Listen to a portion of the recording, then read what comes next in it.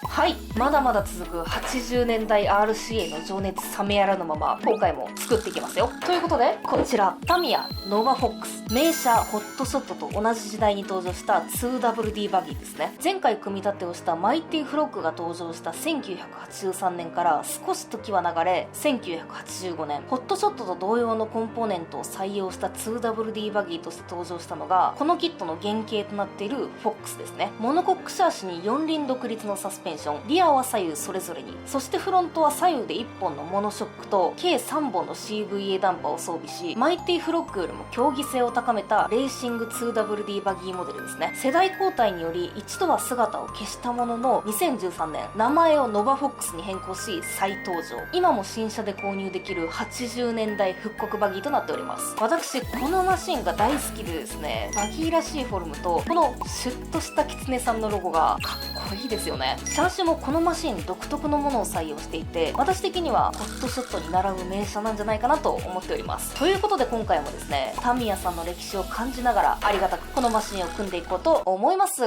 はいくバカーン出していこう。 A パーツと F パーツ。 A パーツはバンパーとアンダーガード類。 F パーツはフロントの足回りだね。 B パーツフレームサイドガード。 C パーツと R パーツ。 C パーツはアップライトと、なんだこれ、まあいいや。 R パーツはリアの足回りですね。 D パーツ、こいつはギアボックスですね。 Z パーツドライバーさん。ホイールキンキンかっけー。でタイヤで、こっからはこの箱ですね。開けてみよう。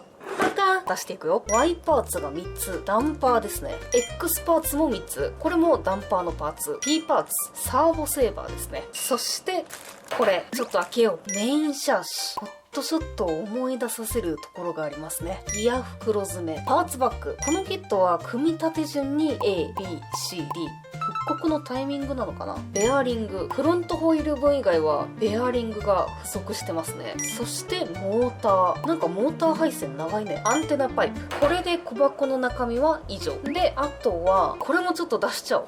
ボディとウィング。このクラシカルなスタイルがマジかっけえよね。私的に1、2を争うくらい好きかもしれない。で、最後に説明書とステッカー。ノバフォックスをフォックスって書きたいよね。ちょっと頑張ってみっか。ということで中身はこんな感じ。肉なのでパーツ点数的には少なめですよね。でもこの頃のマシンってパーツ形状とかマジでかっこいいですよね。ということでね、ありがたくいただきます。初っ端からサーボとメカ類が登場しますね。で、今回もマイティフロッグ同様、こちらのコンビネーションでやっていきますよ。やっていこう。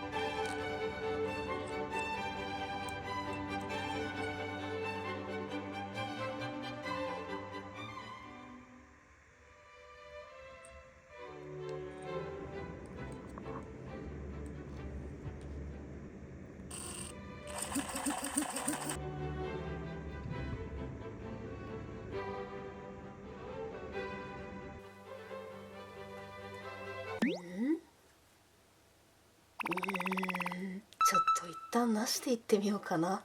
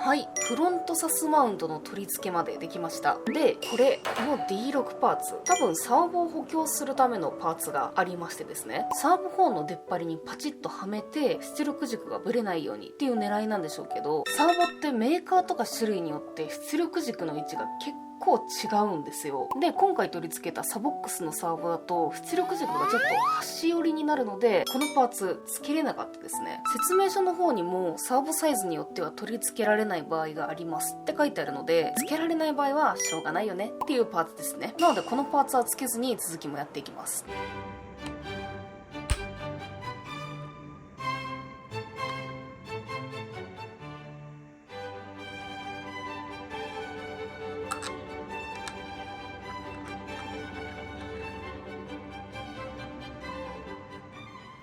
ではここから B の袋に入っていきます。足回りの組み立てですね。やっていこう。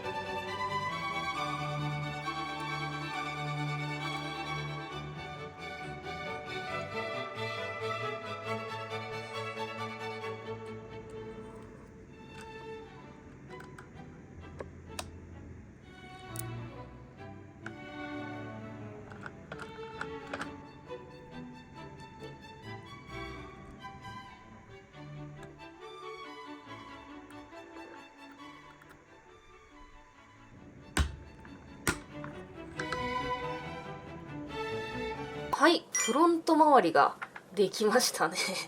勝てんな。で、ここから C の袋を使ってギアボックス作っていくよ。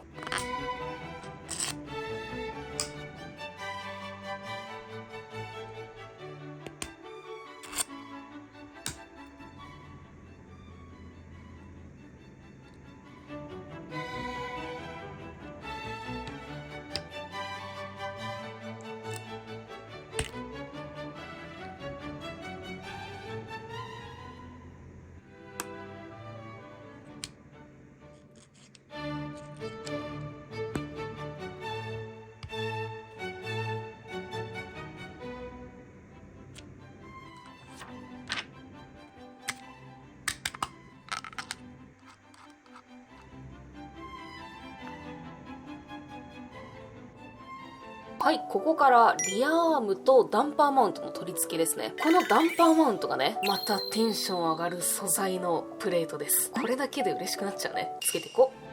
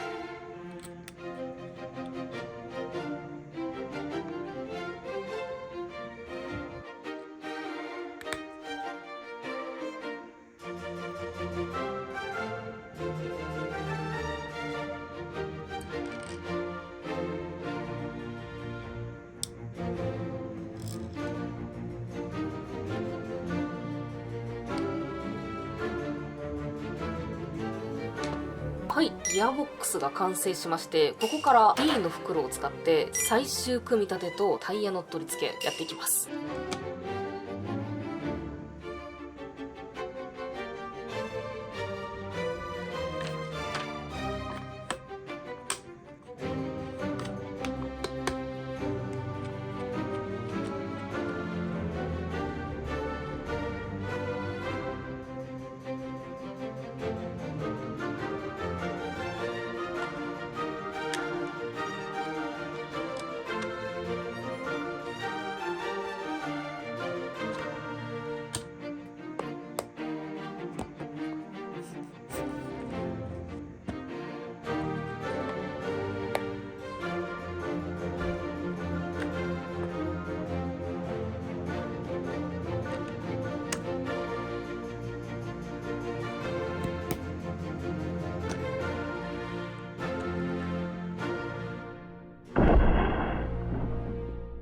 はい、できました。くっそかっこいいぞ。これボディつけると前高が高く見えるんですけど、シャーシ単体だと結構低いんですね。レーシングバギーとして一世代前のマイティフロッグと比べるとこんな感じ。低くて長い。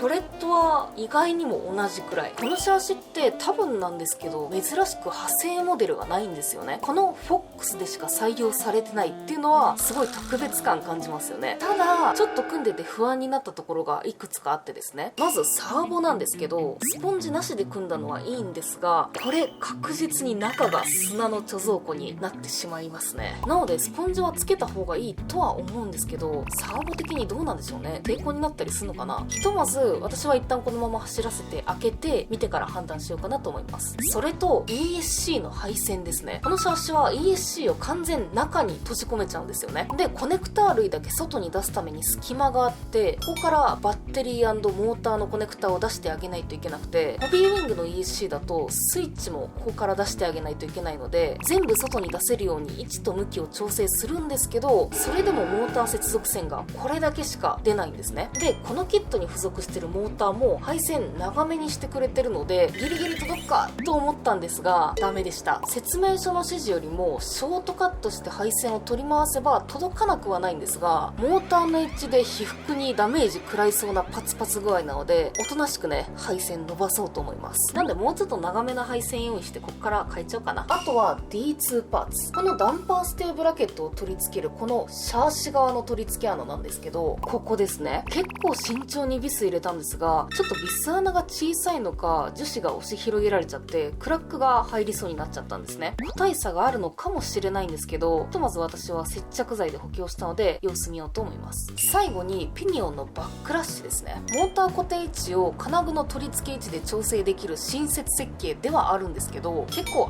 遊びがあるので噛み合い具合に気をつけながら締めた方が良さそうですね。あとはもう全然組み立てやすくて美味しくいただきました。ホットショットの 2WD バージョンっていう印象で組み立て始めて、確かに足回りの構造は同様なので、80年代バギーの趣を感じるぜって思ってたんですけど、ギアボックス組み始めたところで似てるけど全然違うってなってですね、楽しかったですね。ごちそうさまでした。 DT02 とかのリアギアボックスとサスマウントを一体化した構造っていうのはこの頃から存在してたんですね。こういったご先祖様感を感じられるのがね、またタミヤの復刻モデルの良さですよね。そしてこのモデルだけのシャシってことはきっとこのマシンでしか味わえない走りを体験させてくれると思いますので、走行させるのが楽しみですね。また近いうちに走行比較やっていこうと思います。ということで今回はここまで。あざした、終わりー。